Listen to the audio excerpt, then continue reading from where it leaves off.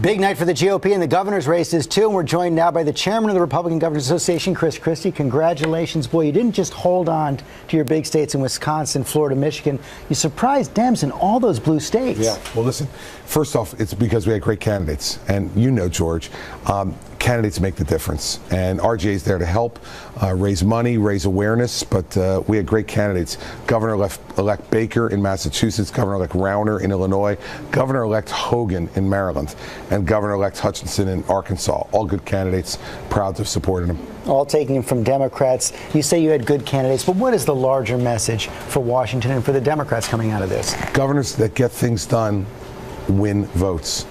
And whether it's Rick Scott in Florida, or whether it's Paul LePage in Maine, or whether it's Scott Walker in Wisconsin, or Rick Snyder in Michigan, all states that people said we could not defend and could not win. Remember, of the 36 races, we were on defense 22. We're the opposite of the Senate story. We were on defense 22 of 36, and 9 of our states, president won twice. So, and we won 8 out of those 9. You worked with the president on a lot of issues, including in the aftermath of Hurricane Sandy.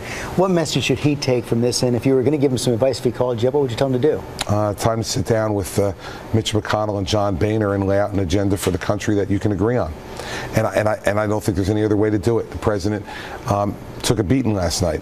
And the fact is, you got to sit down then with the folks on the other side and say to them, okay, let's see what we can agree on together. And I think the president needs to lead. I've been urging him to do that for years. He needs to lead and work with these folks now. Some indications from the White House that the president's going to go forward with an executive order on immigration, lifting some deportations protection for immigrants on his own.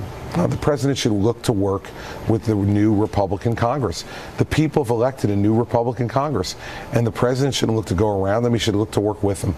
So what does this mean for you? You've made no secret of the fact you're looking at 2016. You had a big night last night as chairman of the RGA. How does this shape your thinking about the presidential race? The biggest thing, George, was it gave me some experience in terms of traveling around the country for me and for Mary Pat and the kids to get a feel for what would that be like. Over the last 11 months, I've been to 37 states.